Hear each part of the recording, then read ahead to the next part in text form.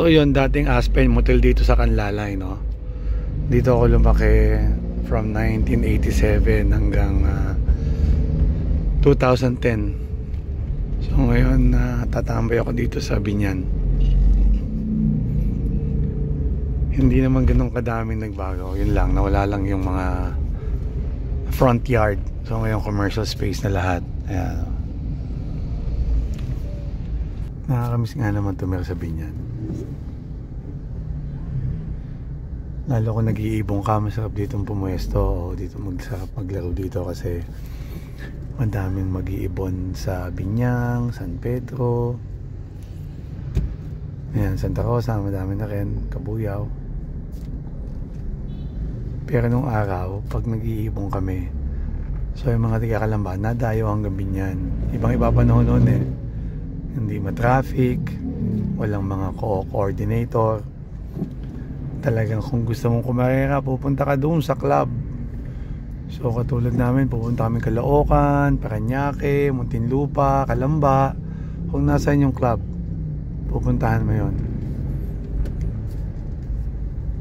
Hindi pa uso nun na madaming motor. Makikita mo yung mga fancier nagko-commute, minsan tricycle, minsan isang jeep yun, sama-sama. Mga grupong Kalamba, yan, ganyan. Then, yung grupo ng Cavite. Yan, sila Angelo. Isang jeep din yan pag napunta dito sa akin sa Canlalay. So, kung kayo pwede ka Canlalay, alam niyo yan, Edna's Pinipig, Patiños Puto, yan, mga ilang institusyon dito sa Canlalay. So malapit na tayo sa Calle Pogi dito sa left side, no? Nung araw itong harap na yan, matagal-tagal din dyan. Yung harap na yan ay bentahan ng mga used na kotse. Hanggang ngayon ata, ganun pa din yan eh. Yan, yung tapat na yan. Ito kay Edna's. Dati Edna's, ayan, yung pa din nakalagay, Ampaw, Pinipig, and Pasalubong. Ito, bakanting lote dati yan. Ngayon ay crematorium ata. Yan.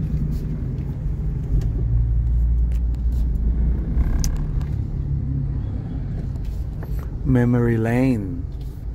Ano, dyan ako nakatira dati. Dyan sa tabi ni Kipong. Ayan, sa gitna ni Kipong at saka ni Petron.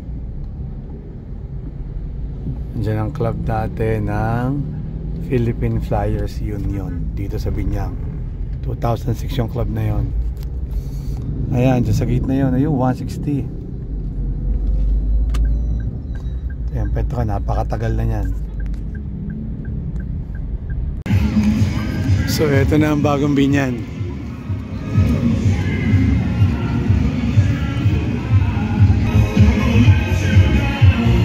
So, etong bodegang to, yung ginawang lalagyan ng uncle ko, yun ay trapdoor ng ibong ko. Yun, no? Viewing yan, yung dalawang yan. Ayan. Oo, ito yung kulungan ko dati. So, ipinost ko for sale dati yan eh. Tapos sabi ng tatay mo, gagamitin nyo na lang.